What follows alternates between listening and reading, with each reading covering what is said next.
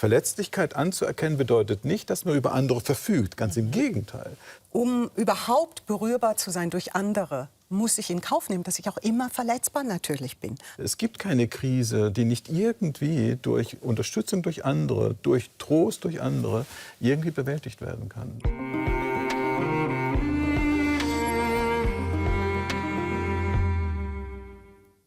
Während um uns herum Kriege toben und Energiekosten explodieren, sollen wir uns optimieren, resilient und dauernd leistungsbereit bleiben. Verletzlich sein, sich berühren lassen, gilt da schnell als Schwäche. Meine heutigen Gäste drehen das um und sagen, ohne Verletzlichkeit keine Nähe, keine Solidarität, keine echte Stärke. Aber sind wir denn als Gesellschaft nicht schon viel zu vulnerabel geworden? Das fragen wir heute. Bei mir sind der Arzt, Philosoph und Professor für Medizinethik in Freiburg Giovanni Maio und die Philosophin und Dozentin an der Uni Basel Barbara Schmitz. Herzlich willkommen Ihnen beiden.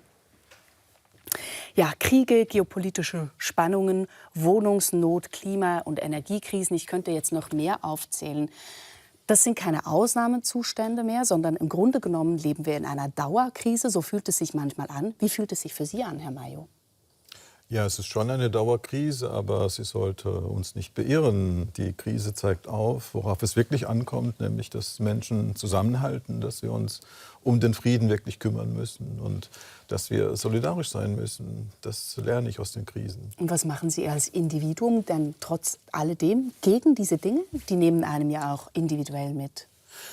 Ja, das nimmt einen mit, aber ich bin ein Mensch im Zustand des Hoffens. Ich habe die Hoffnung, dass der Mensch einsieht, dass wir nicht glücklich werden können, wenn wir gegeneinander vorgehen, sondern nur im Miteinander ein gutes Leben führen können. Und diese Kriege, die zeigen genau das auf, finde ich. Wie geht es Ihnen damit, Frau Schmitz? Wie gehen Sie selber damit um? Ja, ich habe den Eindruck, wenn man momentan Nachrichten sieht, dann ist man hin und her gerissen zwischen schierem Unglauben, dass das wirklich wahr ist, was man da sieht, Erschrecken und auch einer gewissen Angst, die sich so als Grundbefindlichkeit irgendwie bei vielen Menschen, glaube ich, ausbreitet und die ich, glaube ich, auch kenne. Und gleichzeitig auf der anderen Seite hat man ja sein eigenes Leben. Da geht man morgens mit seinem Hund spazieren, der ein halbes Jahr ist, der da rumtobt. Meine Tochter kommt mittags von der Arbeit nach Hause und erzählt fröhlich von ihrem Team. Man selbst hat das Gefühl, man hat eine erfüllte Tätigkeit. Und das schafft, denke ich, so eine Spannung zwischen der auf der einen Seite dieser globalen Bedrohung, Kriege, die weit weg sind, aber uns irgendwie betreffen, und gleichzeitig dem Wunsch, sein Leben trotzdem als erfülltes Leben weiterleben zu können. Und ich denke, es ist wichtig, dass man beides im Blick behält. Also ich glaube, und diese Spannung irgendwie auch aushält. Und das ist aber auch immer wieder eine Herausforderung. Sie sagen aushalten die Spannung, also nicht auflösen. Sie lösen für sich diese Spannung nicht auf. Also ich denke irgendwie, man muss tatsächlich auf der einen Seite sehen, da gibt es eine sehr schwierige globale Situation, da gibt es eine Menge Krisen und die brauchen auch Lösungen und die werden auch nicht so einfach sein. Und wie die Zukunft aussieht, wissen wir nicht. Und auf der anderen Seite gibt es aber auch das persönliche Leben, das irgendeine Art Sinn hat. Und daran muss man, denke ich, auch festhalten. Und das darf man sich nicht nehmen lassen. Das scheint mir schon mal was sehr Wichtiges, dass man nicht irgendwie den Eindruck hat, diese Angst überwältigt das dann alles und das eigene Leben und der Spaziergang mit dem Hund am Morgen ist plötzlich nichts mehr wert. Also sich auch an diesem Sinn festhalten, höre ich da so ein bisschen raus. Ich habe es zu Beginn in der Anmoderation gesagt, Herr Maio, Verletzlichkeit, ohne Verletzlichkeit keine Stärke. Das klingt im Grunde genommen zuerst mal kontraintuitiv. Sie schreiben darüber in diesem Buch Ethik der Verletzlichkeit. Können Sie mal erklären, worin denn eigentlich die Stärke der Verletzlichkeit liegt? Ja, die Verletzlichkeit ist ja spannend, weil sie im Grunde so ein Zwischenstadium darstellt. Wir sind verletzlich, das heißt, alles ist offen. Wir können durch unsere Verletzlichkeit... Noch nicht verletzt, meinen Sie damit? Wir sind verletzlich, aber noch nicht verletzt. Es ist ein Grundmodus, eine Disposition sozusagen. Weil wir verletzlich sind, können wir, je nachdem, wo wir leben, mit wem wir leben, stürzen in das Verletztwerden. Oder, weil wir verletzlich sind, können wir auch springen, nämlich dahingehend, dass wir durch unsere Verletzlichkeit uns weiterentwickeln können, dass wir auch Qualitäten entwickeln können, wie Sensibilität, wie Vertrauen zu anderen. Die Verletzlichkeit ist im Grunde offen. Weil wir verletzlich sind, ist alles möglich. Und es hängt ganz davon ab, wie unser Leben verläuft, wo wir leben. Wenn wir in einer guten Umgebung leben, können wir ein Leben führen, das eben eher durch Förderung, durch Entwicklung von Fähigkeiten geprägt ist und nicht durch radikale Verletzungen.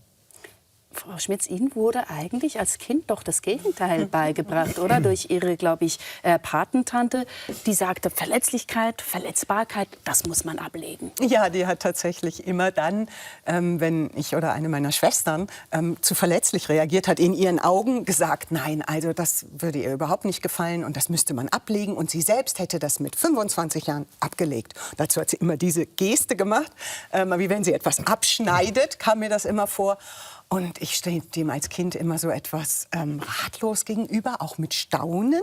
Weil auf der einen Seite habe ich gedacht, ja, wenn man die Verletzlichkeit wirklich so abschneiden könnte und ablegen könnte, das wäre ja irgendwie ganz schön. Also man müsste keinen Schlag mehr fürchten von einem anderen Kind, keine Beleidigung, kein Mobbing, gar nichts. Aber auf der anderen Seite hatte ich immer das Gefühl, da geht auch irgendwas verloren. Also da liegt auch irgendein Wert in der Verletzbarkeit, den wir zwar so vielleicht erstmal nicht sehen, aber den ich nicht richtig begriffen habe. Und das hat mich dann schon später im Leben auch weiter beschäftigt. Und ich habe viel an sie gedacht, an meine Patentante, die im Übrigen eine sehr herzliche Frau war und die, glaube ich, ja auch sich selbst damit irgendwie auf ihre Weise vielleicht Mut machen wollte oder so. Aber die, glaube ich, mich auf die Spur gebracht hat, dass da auch was ganz Positives an der Verletzbarkeit sein kann. Aber das ist ja schon ganz spannend. Also Sie wurden da zuerst auf die Fährte gebracht, dass man das ablegen sollte.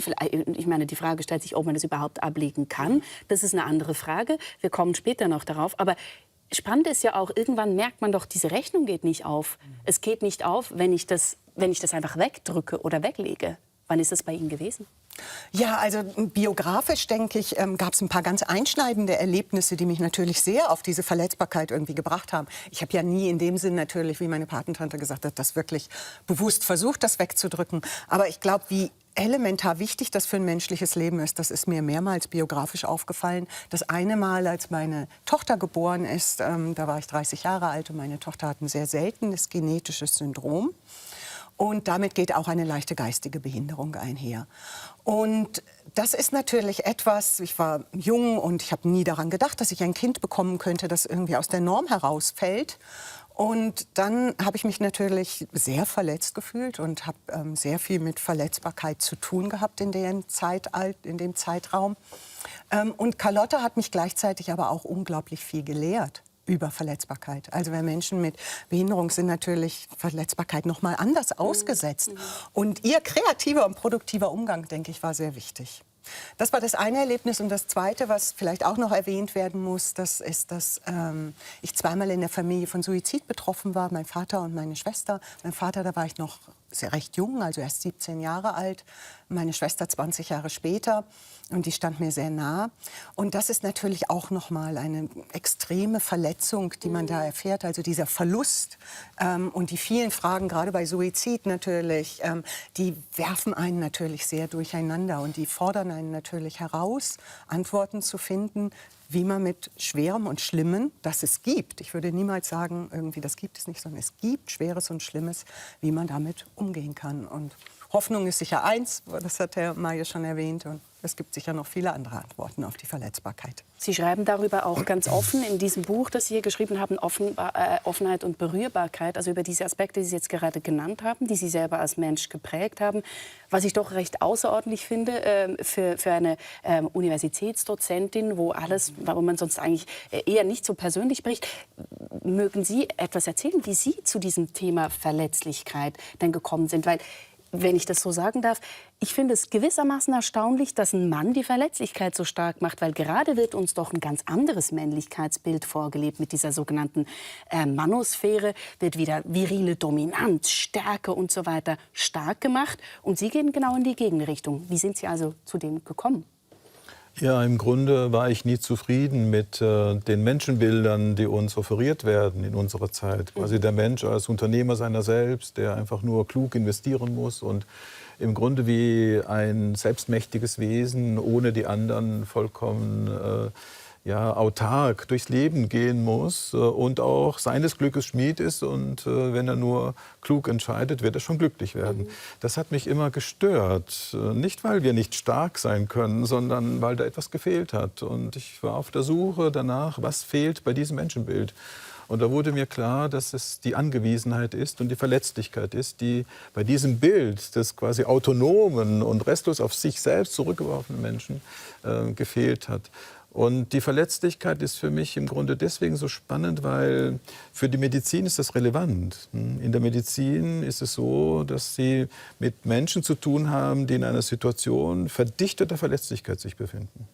Wenn sie krank werden, dann sind sie in besonderer Weise verletzlich.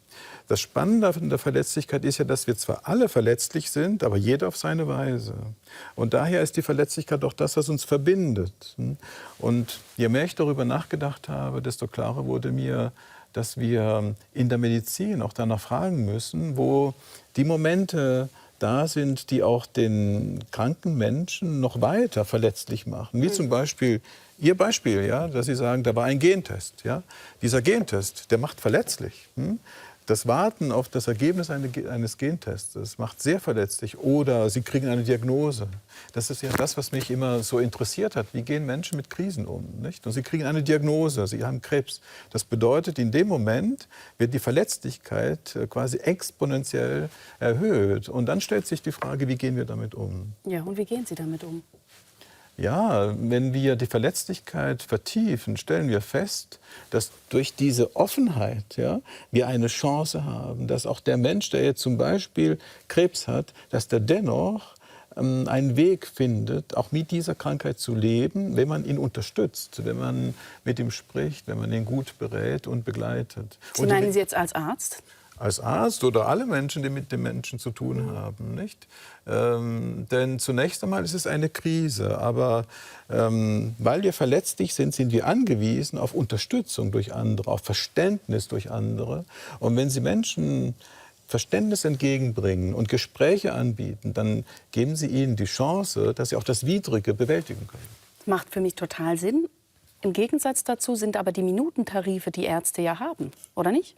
Ja, was glauben Sie, warum ich mich damit beschäftige? Weil die Verletzlichkeit macht es notwendig, dass wir uns zwischenmenschlich um die Patienten kümmern und nicht nur technisch. Denn diese Menschen sind keine Kunden, die man einfach bedient und abserviert und durchschleust, sondern es sind Menschen, die in dieser Situation verdichteter Verletzlichkeit leben. Und sie brauchen eben Unterstützung, sie brauchen Kulturen der Sorge, um nicht zu verzweifeln an dieser Krise. Es gibt keine Krise, die nicht irgendwie durch Unterstützung durch andere, durch Trost durch andere irgendwie bewältigt werden kann. Und die Medizin ist dafür da. Ich merke, das geht Ihnen in Fleisch und Blut über, auch wie Sie das erzählen. Sie haben gerade ausgeatmet, als ich das mit Minutentarifen gesagt habe und er ausgeführt hat. Was ist Ihnen da durch den Kopf gegangen, Frau Schmitz? Ja, natürlich. Also wenn man ein Kind mit einer Behinderung hat, dann hat man ja auch immer viel mit Medizinern zu tun. Und das hat mich noch mal daran erinnert, wie das natürlich auch war, als meine Tochter klein war. Heute ist sie ja erwachsen. Und wie schwierig das war. Also wie schwierig das in der Medizin war, auch wenn man ein Kind hat, das einfach nicht der Norm entspricht. Also irgendwann hatten wir dann einen sehr, sehr guten Arzt für sie, aber das hat lang gedauert. Und viele Eltern, die ein Kind mit Behinderung haben, können davon berichten, wie schwierig es ist, in dem medizinischen System Unterstützung zu bekommen, Hilfe zu bekommen, Sorge zu bekommen, wie Sie es genannt haben. Ja, ja und Sie haben ja auch gesagt, Sie waren von diesem Menschenbild, das irgendwie so einfach resilient und autonom, autark sogar sein muss, nicht überzeugt. Das ist aber trotzdem ein Ideal, das, glaube ich, heutzutage herrscht. Diese Verletzlichkeit, die Sie im Grunde genommen stark machen, die wird oftmals überdeckt. Es wird auch gefordert, dass man die überdeckt. Das schafft man schon selber so. Die US-amerikanische Bestseller-Autorin Brené Brown hat sich dazu auch Gedanken gemacht. Und dann hat sie einen TED-Talk gemacht. Also sie hat auch ein Buch geschrieben und dann hat sie einen TED-Talk gemacht über die Kraft der Verletzlichkeit. Und das Faszinierende ist, dass dieser Talk schon 23 Millionen Mal angeschaut wurde. Wir schauen uns kurz einen Einspieler dazu an. We numb vulnerability. When we're waiting for the call, it was funny. I sent something out on Twitter and on Facebook that says, how would you define vulnerability? What makes you feel vulnerable? And within an hour and a half, I had 150 responses. Because I wanted to know, what's out there. Having to ask my husband for help because I'm sick and we're newly married. Initiating sex with my husband, initiating sex with my wife. Being turned down, asking someone out. Waiting for the doctor to call back, getting laid off, laying off people. This is the world we live in. We live in a vulnerable world. And one of the ways we deal with it is we numb vulnerability. And I think there's evidence and it's not the only reason this evidence exists, but I think that it's a huge cause. We are the most in debt, obese, addicted, and medicated adult cohort in US history. The problem is, and I learned this from the research, that you cannot selectively numb emotion. You can't say, here's the bad stuff. Here's vulnerability, here's grief, here's shame, here's fear, here's disappointment. I don't want to feel these. I'm going to have a couple of beers and a banana nut muffin. You can't numb those hard feelings without numbing the other affects or emotions. You cannot selectively numb. So when we numb those, we numb joy. We numb gratitude. We numb happiness. And then we are miserable and we are looking for purpose and meaning. And then we feel vulnerable. So then we have a couple of beers and a banana nut muffin. And it becomes this dangerous cycle. Ja, ein Teufelskreis, sagt sie. Sie wirft da einiges auf. Zunächst mal aber interessiert mich, hat sie überhaupt recht? Bedingen sich diese Gefühle wirklich gegenseitig? Ja, also ich glaube, die Idee ist ja wirklich, dass irgendwie wir sagen, wir sind offene und berührbare Menschen, also oder lebendige Wesen, weil das teilen wir auch mit Tieren zum Beispiel. Und diese Offenheit bedeutet halt immer auch, wir sind verletzbar. Und in dem Sinne würde ich das verstehen, dass ich sagen würde, okay, um überhaupt berührbar zu sein durch andere, muss ich in Kauf nehmen, dass ich auch immer verletzbar natürlich bin. Also dass diese Verletzbarkeit, die schwierigen Gefühle, Trauer, Schuld, Schmerz, alles das, was sie da nennt, die gehören zu uns genauso dazu, wie eben diese ganzen positiven Gefühle. Und das eine lässt sich ohne das andere nicht haben, weil wir dann die Offenheit selbst gewissermaßen besiegen müssten. Und das wäre natürlich, wir wären gar nicht mehr menschlich. Ja. Und gleichzeitig sagt sie aber dann, Schulden, Fettleibigkeit, Sucht, das seien Wege, mit dieser Verletzlichkeit umzugehen. Das klingt für mich jetzt mal ein bisschen sehr einfach auf diese Verletzlichkeit bezogen, relativ monokausal. Oder können Sie das unterschreiben, auch als Arzt? Nein, das ist sehr simpel und im Grunde auch irreführend. Also wir können diese Zustände jetzt nicht auf die Verletzlichkeit allein zurückführen, nicht? Sondern wir müssen die Verletzlichkeit ja so sehen, dass wir sie anerkennen müssen, dass wir verletzlich sind, aber darin eben nicht bloß die Gefahr sehen, nicht? Dass die Verletzlichkeit nicht nur ein Stolperstein ist, sondern sie kann eben auch ein Sprungbrett sein. Sie hat Beispiele gebracht, nicht? Das kann ein Sprungbrett sein, weil das Miteinander umgehen, je nachdem, wie wir miteinander umgehen, weil wir verletzlich sind, können wir behutsam sein. Weil wir verletzlich sind, können wir feinsinnig sein, können wir empathisch sein, nicht? So muss man das eben sehen. Die Verletzlichkeit ist daher auch eine Ressource. Und die Antwort kann nicht lauten, ich zeige mich jetzt überall verletzlich, spreche über meine Verletzlichkeit und ich quasi inszeniere meine Verletzlichkeit. Eine Form von Exhibitionismus, der Richtig. eigentlich entsteht. Das ist aus meiner Sicht nicht die richtige Antwort, weil wir müssen natürlich immer klug handeln, nicht? Und die Verletzlichkeit gebietet ja, dass man sich den Raum aussuchen muss, wo man sich auch die Verletzlichkeit tatsächlich auch dann in dem Raum zeigen lassen kann, nicht? Und zu sagen, wir müssen einfach viel mehr Verletzlichkeit zeigen, wird die Problematik nicht lösen. Das führt mich zur Frage, was sind das für Räume denn, wo man diese Verletzlichkeit zeigen kann, sicher verletzlich sein kann? Ja, Sie sehen das ja heute, wenn wir quasi im öffentlichen Raum sind, wenn wir in den sozialen Medien sind, machen wir uns natürlich sehr verletzlich. Und das ist schon ein Problem, nicht? Also, weil Sie brauchen natürlich einen geschützten Raum, einen Vertrauensraum. Sie brauchen einen Raum, in dem Sie auch anerkannt werden, nicht? Und deswegen würde ich nicht sagen, wir müssen einfach viel mehr uns verletzlich zeigen, dann wird alles besser, sondern nein, wir müssen neue Kulturen entwickeln. Die Kultur, die sich dagegen wehrt, die Verletzlichkeit als etwas zu Überwindendes zu betrachten und in der Illusion der Unverwundbarkeit zu leben. Die alte Mythologie ist voll davon, ja, von diesem Menschheitstraum. Aber wir müssen sagen, nein, die Verletzlichkeit dürfen wir gar nicht abschaffen, weil sonst würden wir erstarren. Alle Menschen wollen jetzt einen Panzer sich zulegen, um nicht verletzlich zu sein. Aber dieser Panzer bedeutet ja, dass ich mich nicht nur gegen die Verletzung von außen schütze, sondern ich erstarre. Ich kann mich dann nicht weiterentwickeln. Ich nehme dann gar nicht mehr wahr, das, was ich als Offenheit bezeichne. Nicht?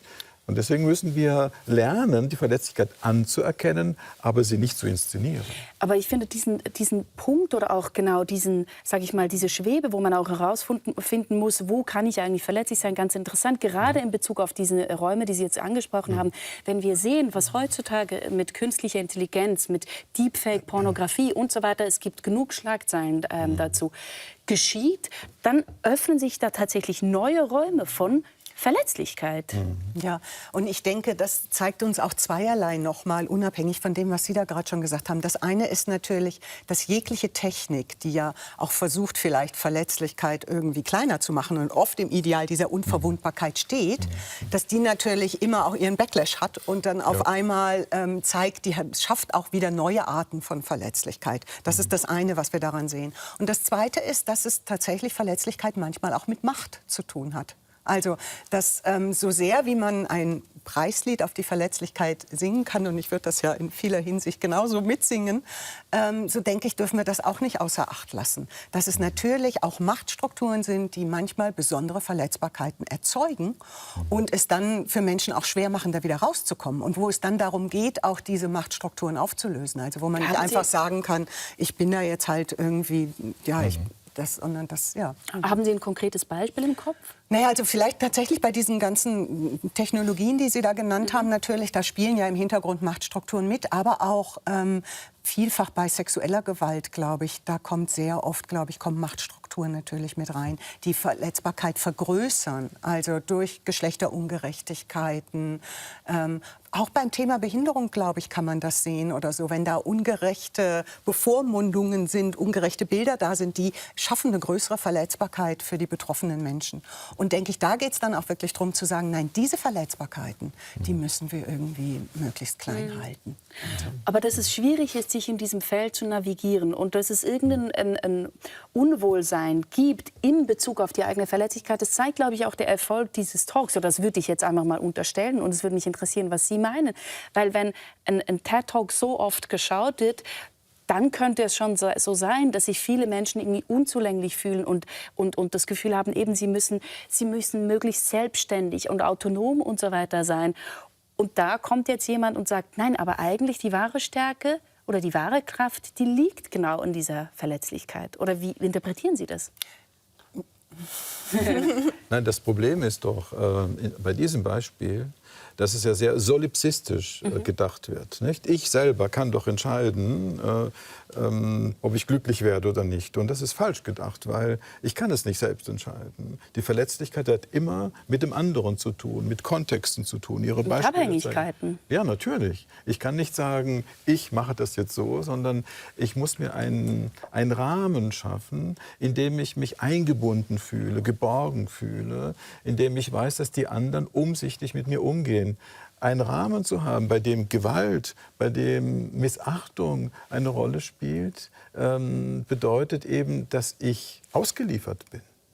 Verletzlichkeit heißt, dass ich von Dingen abhängig bin, die ich nicht alle selbst machen kann. Ich brauche andere dazu. Und das ist der Fehler des Films. Nicht? Quasi nur von sich aus denkend kommt man zu falschen Schlussfolgerungen. Wie wenn man auch da seines Glückes Schmied ist. Man muss einfach nur die Verletzlichkeit zeigen, dann wird man schon glücklich. Und das ist der falsche Dreh. Zu einfach gedacht.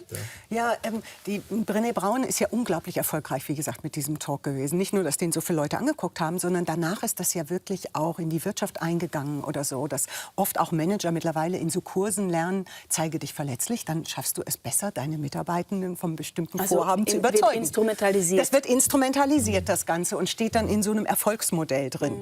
Und das ist, das denke ich, da gerät Verletzlichkeit dann wieder auf Abwege irgendwie, wo man sie eigentlich nicht haben will. Und eigentlich dient es dann natürlich natürlich auch wieder diesem Autonomiemodell. Also das, denke ich, und das ist tatsächlich ein ganz vorherrschendes Modell, als ich über das lebenswerte Leben nachgedacht habe. Das war Ihr vorheriges Buch? Das war das vorherige Buch, genau.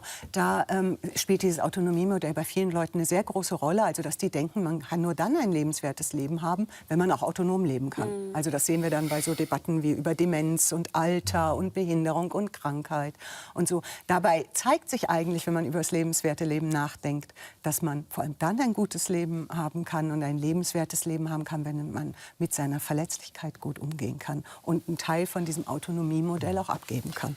Ja, und mit der Angewiesenheit. Nicht? Es Ja, geht eben darum, genau, dass das geht dann damit einher. Also wir leben in dem Mythos der Unabhängigkeit. Wir denken, wir müssen radikal unabhängig sein und dann sind wir schon glücklich. Aber wir sind nie unabhängig. Wir sind immer angewiesen auf andere. Am Anfang des Lebens, am Ende, aber auch jetzt, mittendrin, müssen wir ein Gefühl haben, verstanden zu werden, angenommen zu sein.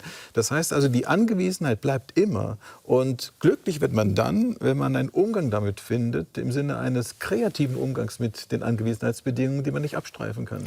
Aber das ist doch das ganz Spannende, dass wir im Grunde genommen angewiesen sind auf andere, aber gleichzeitig durch diese Angewiesenheit halt so unfassbar verletzlich. Das ist unsere Achillesferse als Mensch sozusagen, oder? Wo man angegriffen werden kann. Ja, die oder Beziehung. Nein, das ist mir jetzt also so. Nein. Also dass Achill irgendwie, glaube ich, so eine Ferse hat, an der er noch weiterhin verletzbar ist, obwohl ihn seine Mutter da mal ganz beherzt in den Fluss reintaucht, um ihn unverletzbar zu machen.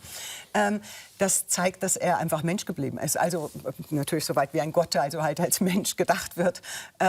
Und diese Achillesferse ist im Grunde natürlich unsere Verletzbarkeit, die wir nie abstreifen können. Gott sei Dank nie abstreifen können, weil sie die zu uns Menschen menschlich macht. ganz grundsätzlich gehört. Weil sie ganz grundsätzlich dazugehört und weil wir ohne das keine Menschen mehr wären. Bedenken Sie doch auch bei den Computern und all dem, was wir heute haben und dem ganzen therapeutischen Möglichkeiten. Die gaukeln ja immer vor, diese digitalen Gesprächspartner, dass sie empathisch sind, dass sie solidarisch sind, dass sie irgendwie diese Verletzbarkeit nachvollziehen können oder so. Aber das Spannende an Achill ist ja, dass quasi die Achillesferse genau die Stelle ist, an der er mit seiner Mutter in Verbindung stand. Nicht? Und das Genau. ist das Spannende.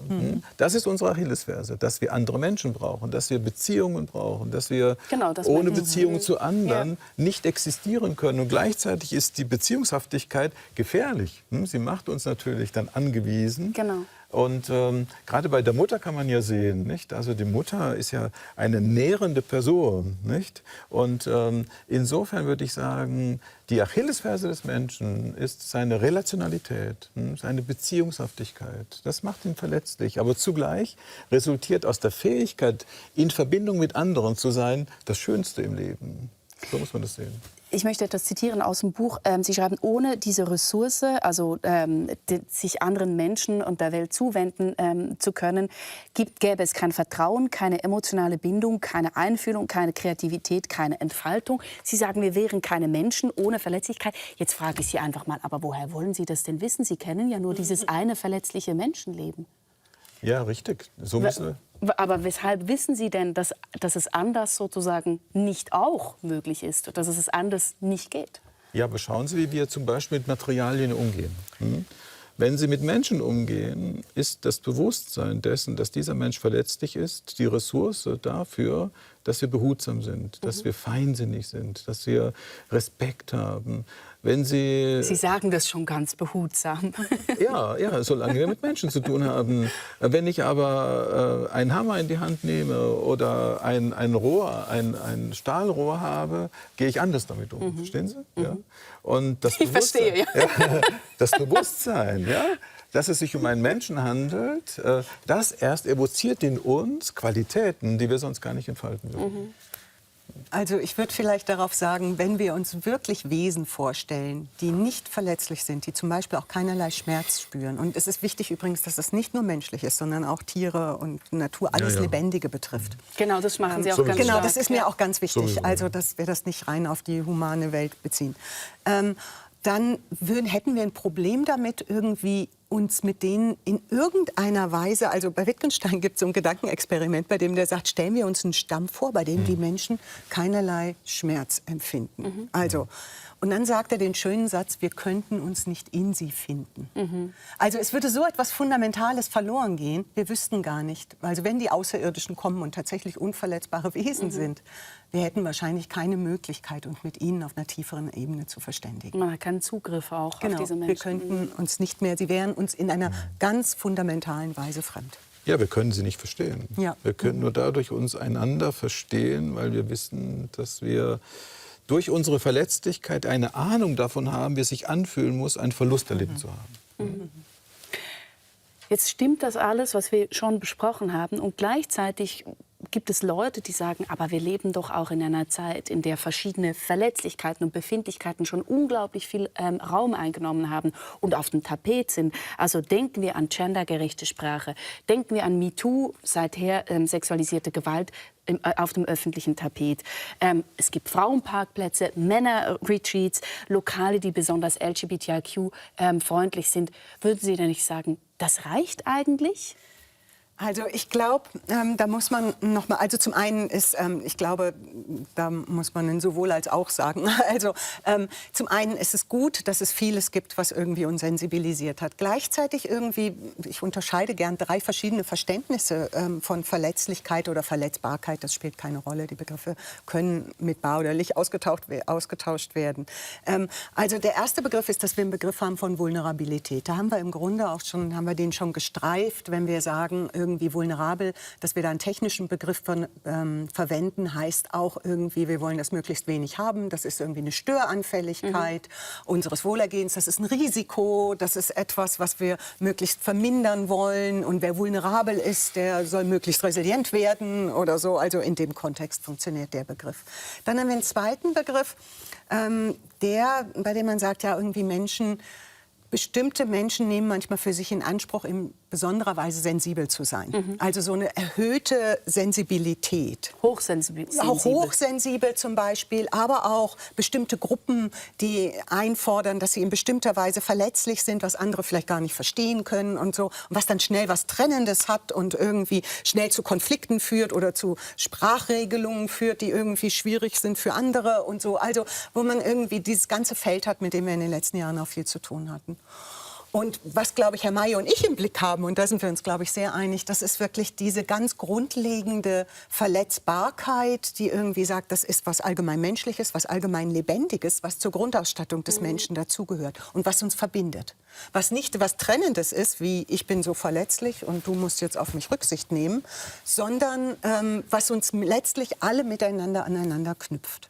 Und das ist, glaube ich, wichtig, das irgendwie, um so ein bisschen zu sehen, was sind da eigentlich für Verständnisse von Verletzbarkeit im Raum. Ja, ich glaube, das ist das Schöne an der Verletzlichkeit, weil wenn wir von Unternehmer seiner selbst ausgehen, das autarke Wesen, das hat ja etwas Exkludierendes. Ich muss auf mich schauen und muss meine Interessen vertreten. Wenn wir den Menschen als verletzliches Wesen sehen, dann müssen wir anerkennen, jeder ist auf seine Weise verletzlich, also versuchen wir eher inklusiv vorzugehen, Menschen in ihrer Unverwechselbarkeit anzuerkennen. Die Verletzlichkeit auszusprechen bedeutet ja schon, mit einer Sollensaufforderung konfrontiert zu sein. Er ist verletzlich. Sie ist verletzlich. Das kann ich nicht einfach so beschreiben. Das macht etwas mit mir. Das heißt, ich muss Achtung haben, Rücksicht nehmen, ich muss mich interessieren.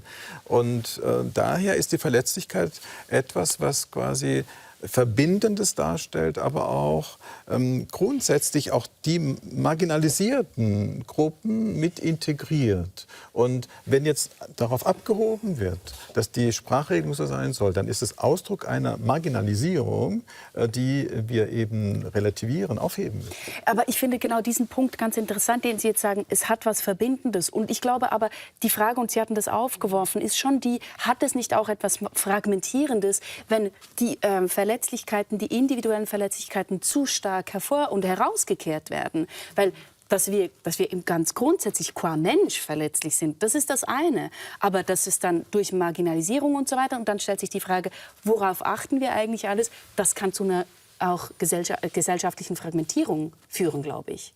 Und auch zu einer Überforderung natürlich, weil das ja oft dann auch damit einhergeht, dass gesagt wird, und ich habe einen ganzen Katalog an Forderungen an dich, wie du auf meine Verletzlichkeit Rücksicht nehmen sollst. Also auch da wird dann nicht mehr das Miteinander betont, sondern da wird dann gesagt, ich und meine Verletzlichkeit und die anderen sollen da jetzt alle sich so und so dazu verhalten. Ich möchte einen Einspieler hier bringen, und zwar habe ich kürzlich ein Gespräch gesehen zwischen der Juristin Frau Krostalski und dem Philosoph Richard David Precht, die über genau das in etwa gesprochen haben, weil Frau Krostalski auch ein Buch geschrieben hat über die vulnerable Gesellschaft. Wir hören einfach ganz kurz zu. Wenn sehr viele oder der weit überwiegende Anteil von Personen, die eine Gesellschaft bilden, sich selbst und andere als besonders verletzlich definieren, verschieben sich diese Aushandlungsprozesse. Dann ist klar, dass Sicherheit plötzlich eine viel größere Bedeutung bekommt als Freiheit. Jetzt ist es ja so, wenn ich mir angucke, wie Kinder heute erzogen werden. Also häufig genug von Rasenmähereltern, ja, die also vor ihnen jedes Gras wegmähen, damit die Kinder bloß keine Unbilden im Leben haben müssen und wofür alles gesorgt wird. Kinder werden in die Schule gefahren und geguckt, dass sie einen Helm aufziehen und so weiter. Ja. Also sehr, sehr, sehr viel paternalistischer als früher und viel, viel weniger liberal im Sinne von, das kriegst du schon irgendwo hin. Ja. Die werden irgendwann erwachsene Bürger und das ist ihr Sicherheitsbedürfnis. Das ist das Sicherheitsbedürfnis, aus dem sie kommen. Und wenn ich mir jetzt vorstelle, und die sind ja zum Teil heute schon, viele, die heute 20, 30, 40 sind, haben eine solche Erziehung genossen, dann verändert sich der Anspruch der Menschen in der Gesellschaft, auch der Wähler, an das, was ihnen der Staat an Sicherheit geben soll. Ist es da nicht ein logischer, organischer Prozess, dass in sensiblen Wohlstandsgesellschaften die ganze Sache sich immer weiter vom Liberalismus in den Paternalismus verändert? Und zwar nicht, weil der Staat böse ist oder die Politiker, sondern weil die Menschen es so wollen. Ja, sensible Wohlstandsgesellschaften ist als Begriff gefallen. Das, finde ich, liegt Sprengkraft drin. Der Staat sozusagen als Helikoptervater. Mich interessiert jetzt zunächst einfach mal, was halten Sie denn davon, von dieser Auslegung und Sicht? Ja, ich finde das schon ein bisschen verengend, was da passiert. Also so diese einfache Schiene von, wir haben auf der einen Seite Freiheit und auf der anderen Seite die Sicherheit. Und jetzt entweder gehen wir mit unserer Verletzbarkeit frei um gewissermaßen. Also das heißt, jeder ist selbstverantwortlich für all das, was passiert. Oder wir haben ein Korsett an Sicherheiten und haben da gar keine Freiheit mehr drin. Das ist natürlich irgendwie, scheint mir die falsche Dichotomie zu sein. Also Verletzbarkeit ist sicher auch eine Aufgabe des Staates. Also und zwar jetzt nicht so sehr bei den Beispielen, die wir da jetzt gerade hatten, sondern bei Beispielen wie Arbeit, dass sind Menschen nicht arbeitslos, dass über Arbeitslosigkeit abgesichert sind, bei Nahrung, bei Obdach. Also diese ganz grundlegenden Bedürfnisse, die sind ja eine ganz starke Verletzbarkeit von uns. Und für diese ganz grundlegenden Bedürfnisse ist ein Staat da, dass er ein würdiges Leben seiner Mitbürger gestaltet. Klar. Und so. Und das ist was irgendwie, wenn man so diese einfache Schiene Sicherheit, Freiheit macht, erstmal in den Hintergrund gerät, weil man andere Beispiele im Kopf hat. Die Sie das ja wahrscheinlich genauso sagen würden. Und darum geht es, Frau Krostalski, als Juristin natürlich und Rechtsphilosophin ja auch, dass es natürlich sehr wichtige Rollen gibt des Staates und juristisch gesehen sozusagen, aber dass man das sozusagen überlädt, wenn man all diese Befindlichkeiten, ich sage es jetzt extra mal so, noch reinpackt. Aber das ist ja ein falsches Verständnis von Verletzlichkeit. Schauen Sie, denken Sie jetzt an Corona. Was ist da passiert? Wir haben zwar von vulnerablen Gruppen gesprochen, aber unter einem falschen Verständnis. Nämlich, diese Gruppen müssen geschützt werden. Aber das trifft den Kern der Verletzlichkeit nicht. Denn Verletzlichkeit bedeutet ja, dass man nicht nur geschützt werden muss, sondern dass man auch Fähigkeiten entwickelt durch die Verletzlichkeit. Denken Sie an die alten Menschen. Was hat man mit ihnen gemacht zu Corona-Zeiten? Man hat sie eingesperrt, man hat über sie verfügt, man war paternalistisch. Die alten Menschen durften nicht mehr selbst entscheiden. Das war ein falsches Verständnis von Verletzlichkeit, was zu einem überprotektiven Vorgehen geführt hat. Was hätte man denn sonst tun müssen? Ja, die Verletzlichkeit richtig sehen. Nämlich in der Verletzlichkeit liegt auch eine Ressource. Diese alten Menschen, die können nämlich im Gewahrwerden ihrer Verletzlichkeit auch selbst entscheiden, wie sie sich schützen wollen und was sie tun wollen, wie sie sterben wollen. Und man hätte viel mehr auf die Individualität setzen müssen und viel mehr diesen Freiraum lassen können, auch im Bewusstsein, gerade im Bewusstsein der Verletzlichkeit. Verletzlichkeit anzuerkennen bedeutet nicht, dass man über andere verfügt. Ganz im Gegenteil. Verletzlichkeit bedeutet, jeder ist auf seine Weise verletzlich. Also muss ich doch genau hinschauen. Der alte Mensch existiert nicht. Es sind Individuen, die für sich dann entscheiden können sollen, wie sie sterben wollen, wie sie leben wollen in dieser Gefahrenzone. Und daher hat der Staat überprotektiv reagiert, aber das liegt nicht am Begriff der Verletzlichkeit. Ja, das liegt an der einseitigen Konzeption von Verletzlichkeit. Also Sie sehen den Punkt oder auch das Problem überhaupt nicht, dass es teilweise Personengruppen unter Umständen gibt, so der Vorwurf, die im Grunde genommen zu viel Platz einnehmen mit ihrer Verletzlichkeit. Ja, was heißt zu viel Platz? Also ich sehe, dass das, was ich vorhin schon gesagt habe, dass manche sehr vehement auftreten und vielleicht einen ganzen Katalog von Forderungen an andere haben. Und das scheint mir nicht der richtige Weg zu sein, weil es eben dieses Miteinander verletzt und weil es irgendwie nicht irgendwie sieht, okay, wir müssen verschiedene Antworten auch auf Verletzbarkeit finden. Es gibt nicht die eine Antwort. Und es gewissermaßen ist unsere Verletzbarkeit auch für uns alle immer auch eine Zumutung. Also wir können das auch nicht. Es passiert Schlimmes und Schweres und das tut weh und das macht uns Angst und das ist auch schlimm und schwer, egal wie man irgendwie darüber nachdenken mag oder so. Und ich denke, das anzuerkennen ist erstmal ein ganz wichtiger Punkt oder so. Und von daher, wenn jetzt jemand denkt, okay, ich kann mit meiner Verletzlichkeit nur leben, wenn ich absolut in Watte gepackt wäre, dann hat er das irgendwie auch nicht richtig verstanden, würde ich sagen. Also, aber da sind wir uns, glaube ich, auch einig. Und das ist, glaube ich, auch Ihr Corona-Beispiel geht in die Richtung. Ja, ich glaube auch. Und es gibt natürlich dann eben auch die Vorwürfe, zum Beispiel vom Psychologen Florian Becker, der sich auch mit Resilienz beschäftigt, der im Interview mit Cicero, glaube ich, 2023 war das, von einer leistungsfeindlichen Ideologie gesprochen hat, die schon Grundschulkindern die Selbstverantwortung aberziehe und insofern diagnostiziert er eine gesellschaftliche Verweichlichung. Also diese Vorwürfe gibt es natürlich und diese Gedanken, dass wir eigentlich eben viel zu stark diese Verletzlichkeit schon ins Zentrum unseres ganzen Diskurses gesetzt haben. Und jetzt kommen da zwei und die wollen noch mehr auf diese Verletzlichkeit setzen und auf dieses, auch wenn Sie sagen, verbindende Element. Ja, aber da würde ich jetzt wirklich noch mal den Unterschied zwischen dieser individuellen Verletzlichkeit, die jetzt halt meine Verletzlichkeit, die irgendwie so ich und meine Verletzlichkeit oder so, der große Unterschied dazu, dass Verletzbarkeit eine Herausforderung ist, also wirklich eine gesellschaftliche, eine individuelle, eine im Miteinander, im Großen wie im Kleinen und dass man irgendwie, dass man nicht die gesamte Verletzbarkeit diskreditieren darf, indem man diese Verletzlichkeit da so ins Zentrum stellt, weil das passiert da ja. Also man sagt Ganz genau. irgendwie, ich bin so verletzlich und ich brauche jetzt deswegen alles das von dir und so weiter. Und dann vergisst man eigentlich, was die echten Verletzbarkeiten sind. Also was Krankheit, Behinderung, Armut, Arbeitslosigkeit, also was damit zu tun ist und wie wichtig es ist, dass damit noch was getan wird oder so. Und das wird dann alles so ein bisschen zuhanden von so einem Autonomiemodell, soll das dann alles irgendwie gelöst werden oder so. Und das ist der falsche Weg. Also ich glaube, da liegt das Problem. Ja, ich denke, es ist wichtig, die Verletzlichkeit als Aufruf zu sehen, nämlich Aufruf, Verantwortung für andere zu übernehmen und nicht primär um sich selbst zu kreisen. Die Verletzlichkeit ist im Grunde ein moralischer Begriff. Ja? Die Verletzlichkeit ruft auf, moralisch zu handeln. Das ist das Schöne an der Verletzlichkeit. Es kann mir nicht gleichgültig sein, ob der andere verletzt wird. Behinderung, ja? Ob diese Person mit einer Behinderung sich ausgegrenzt fühlt oder nicht. Wir brauchen daher Kulturen der Sorge als Antwort auf das Bewusstsein der Verletzlichkeit.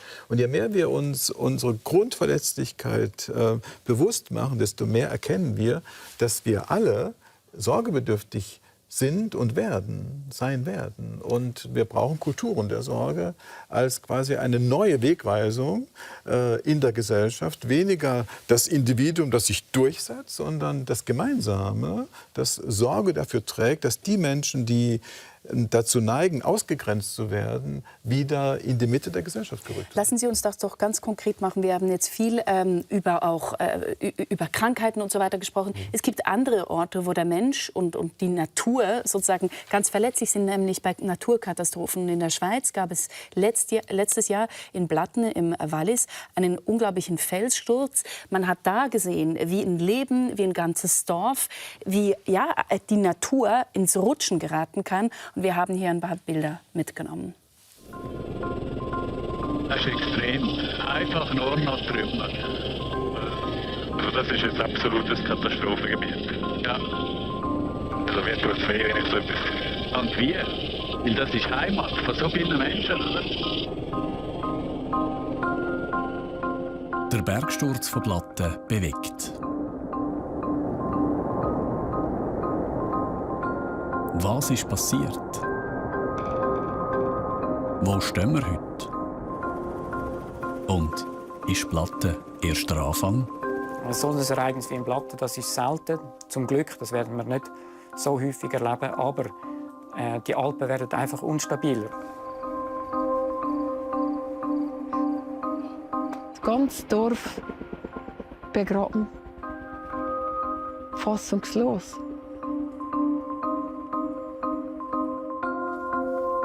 Mit dem da oben muss ich schon noch ein Wort reden. Ich habe Leute in den Arm genommen. Nicht irgendwie so klein umarmt und wirklich getrickt. Ja, es ist sehr anrührend, das zu sehen. Es sind grässliche Bilder. Was hilft und nützt uns jetzt da Ihre Ethik der Verletzlichkeit, Herr Mayo? Ja, sie zeigt eben auf, dass wir grundlegend dadurch verletzlich sind, dass wir jederzeit mit kontingenten Erfahrungen konfrontiert werden können. Es kann etwas eintreten, was wir so nicht vorhersehen konnten. Auch Corona war ein Beispiel dafür. Die Kontingenz unseres Lebens bedeutet eben, dass wir durch das Bewusstsein der Verletzlichkeit auch geschützt werden vor Allmachtsfantasien. Dass wir denken, wir haben alles unter Kontrolle. Dass wir denken, wir sind jetzt quasi am ultimativen Punkt, restlos sicher zu sein. Das werden wir nie sein. Aber das bedeutet ja, dass wir umso mehr darum ringen müssen, zusammenzuhalten und dass wir solidarisch sein müssen und dass wir hier in dem Fall stellt sich natürlich schon die Frage, welche Rolle der Klimawandel gespielt hat und so weiter. Er hat eine Rolle gespielt, ja. Er hat eine Rolle gespielt. Und deswegen dieser Verantwortungsbegriff. Ja. Aber ich wehre mich dagegen, die Verletzlichkeit eben so solipsistisch vereinzelt zu betrachten. Die Verletzlichkeit, das Bewusstsein dessen fördert im Grunde das Solidaritätsempfinden. Das spüren wir auch, wenn wir die Menschen reden hören. Ja, ja, absolut. Sie haben ja selber, Frau Schmitz, eine Erfahrung gemacht, wo Sie den Naturgewalten in Sørøya in Norwegen ausgesetzt waren. Und man könnte, glaube ich, sagen, gemerkt haben, dass Ihr Überleben der Natur im Grunde genommen egal ist. Ja, da war ich noch recht jung als Studentin, als ich in Tromsø studiert habe in Nordnorwegen. Da bin ich in Abenteuerlust losgegangen, um eine Insel zu durchqueren, die ganz im Norden liegt, aber eben Sørøya Südinsel heißt. Und da gab es keine Wege. Und ich habe dann vorher mit einem Lehrer in Hammerfest geredet und der hat zu mir gesagt, ja, also da hat mir den Weg beschrieben und hat mir dann gesagt, ja, aber er würde niemals bei einer solchen Wettervorhersage losgehen. Und ich, jung wie ich war, habe gedacht, ach, Regen und Wind, das schaffst du schon, du hast eine neue Regenhose, marschierst los. Ja, eine ganz teure hatte ich mir gekauft, damals war das noch richtig was Großes. Da ist man gewappnet. Ja, und dann bin ich los und dann kam dann natürlich ein Sturm, von dem ich also nicht die leiseste Ahnung gehabt hatte, dass es das gibt. Und ich war da oben ganz alleine und mein Zelt ist sofort kaputt gerissen. Das hatte auch keine Ahnung, dass es sowas gibt. Und dann, dann saß ich da und habe mich nachts in das Zelt eingewickelt und Schlafsack und Zelt. Und das hat mein Naturbild radikal verändert. Also ich habe wirklich die ganze Nacht über war ich alleine, hatte Angst, wusste nicht, wie komme ich hier wieder runter. Das war auch so ein Ausgesetztsein. Die Norweger nennen das manchmal auch so Naturzittern, was man da erlebt. Und ich glaube, was ich wirklich gelernt habe, ist, man ist in der Natur verletzbar. Auch wenn wir das in unserer gezähmten Natur oft gar nicht so bewusst haben. Man ist durch Natur verletzbar und man ist als Natur verletzbar.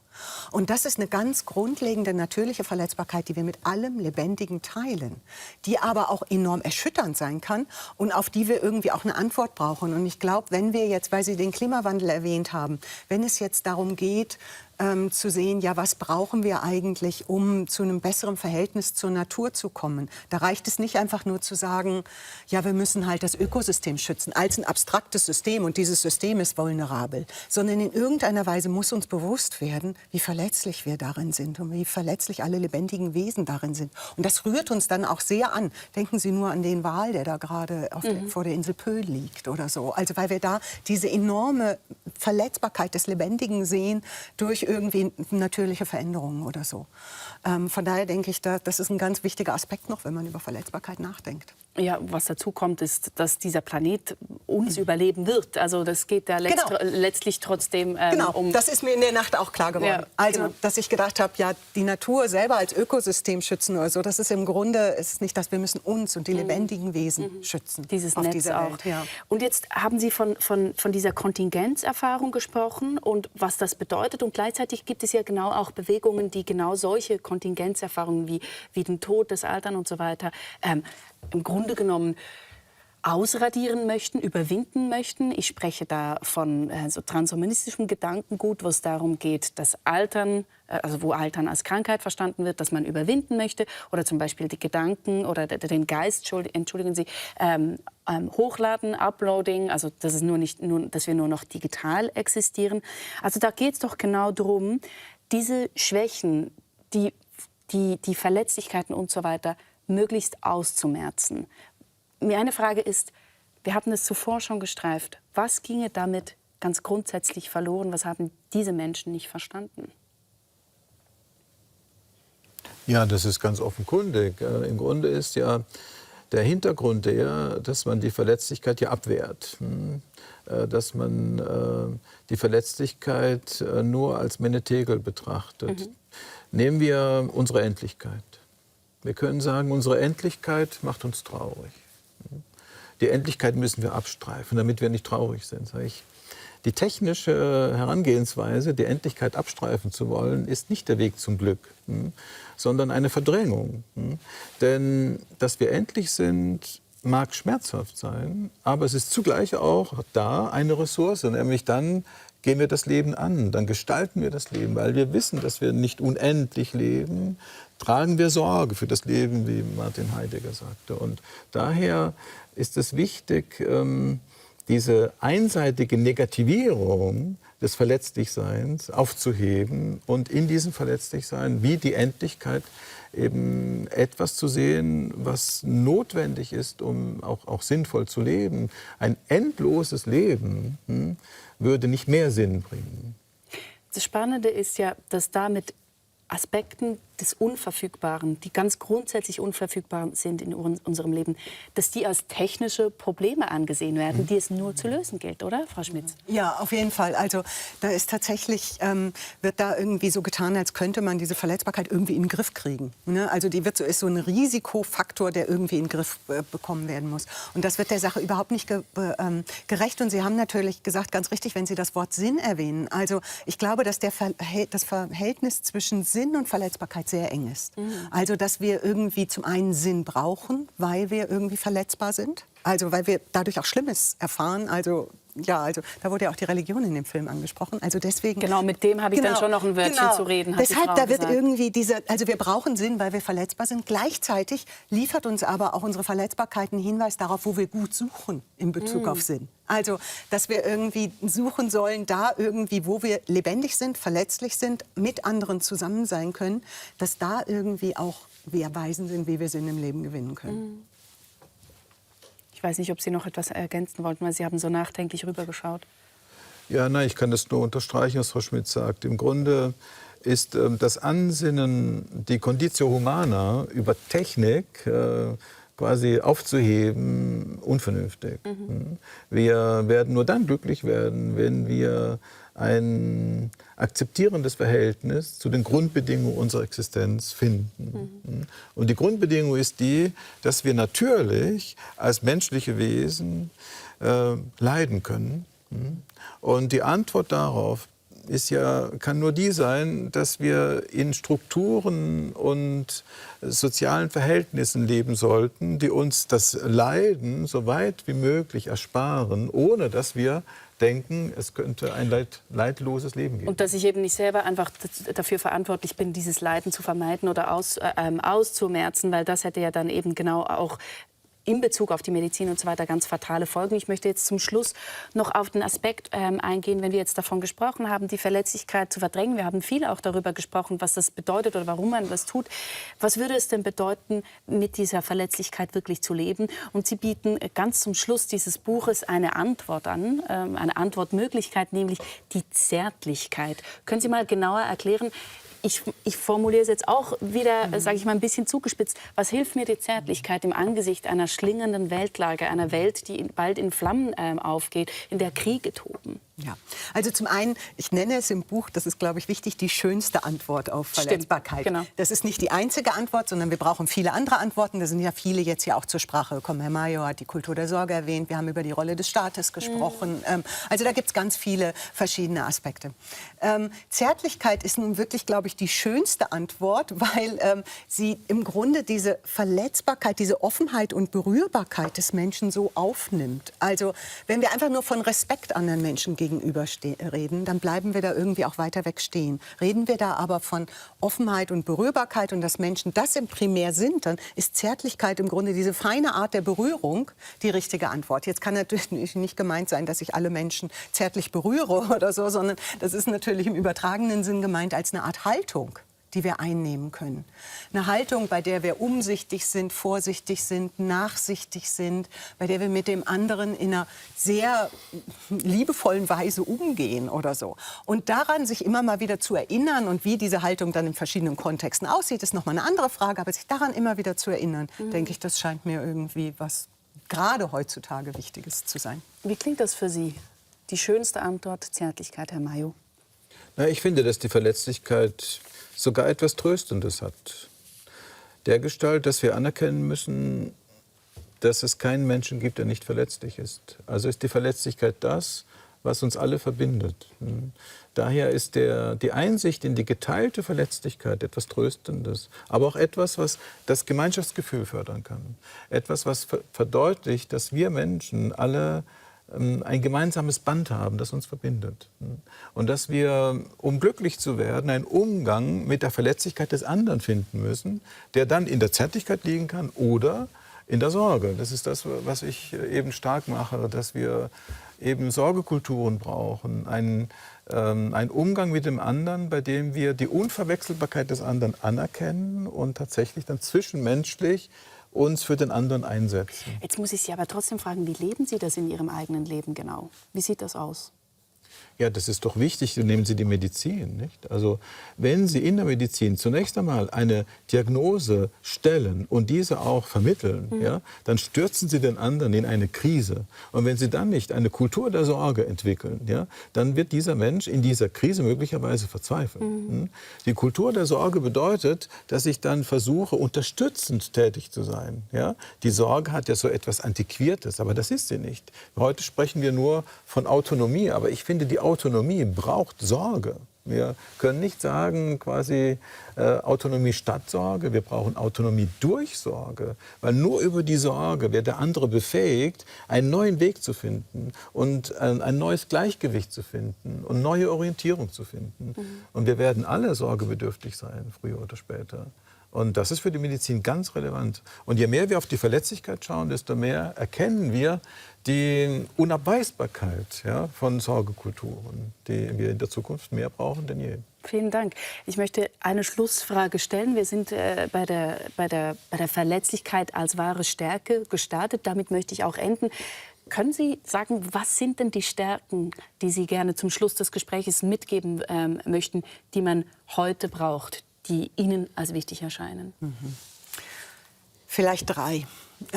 Das erste ist die Stärke des Miteinander in vielen verschiedenen Formen. Also da haben wir ja heute auch ein bisschen drüber gehört. Also die Stärke des Miteinander, die, denke ich, brauchen wir. Und auch zu merken, die anderen geht diese Weltlage und all das, was passiert, genauso an wie mich. Die zweite ist die Stärke der Hoffnung. Die kam ganz zu Beginn auch schon mal. Und Hoffnung wird in meinem Buch ja auch immer wieder erwähnt als eine Antwort auch auf Verletzungen und auch auf Verletzbarkeit. Also wenn einem auch sehr Schweres und Schlimmes widerfährt. Also ist Hoffnung, denke ich, tatsächlich was ganz, ganz Elementares. Und für uns heute natürlich auf jeden Fall. Und das Dritte ist vielleicht eine Stärke von einer Art Mut auch. Davon haben wir heute noch gar nicht geredet oder so. Das scheint erst mal weit weg zu sein von der Verletzlichkeit. Aber Mut dafür, heute in unserer Zeit einzustehen für Verletzbarkeit, für seine eigenen Werte, für irgendwie den Gedanken, dass es eine bessere Welt wieder geben kann. Und ich denke, diesen Mut, den brauchen wir auch. Eine schöne Trias. Mögen Sie dem noch ganz kurz was hinzufügen, Herr Mayo?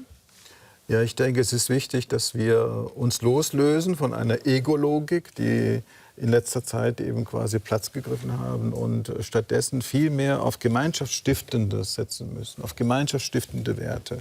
Weil wir können ohne den anderen nicht glücklich werden und wir müssen das Gemeinschaftsbildende in den Vordergrund stellen. Und Sorgekulturen sind eine solche Kultur, die genau das im Blick hat. Die Stärke der Gemeinschaftlichkeit. Vielen herzlichen Dank, Frau Schmitz-Herr-Mayo, für dieses Gespräch. Schön, dass ihr dabei wart. Wenn euch dieses Gespräch gefallen hat, dann könnt ihr euch auch vielleicht hierfür erwärmen. Ein wirklich außerordentliches Gespräch über Resilienz mit dem Neurologen und Psychiater Boris Cyrulnik.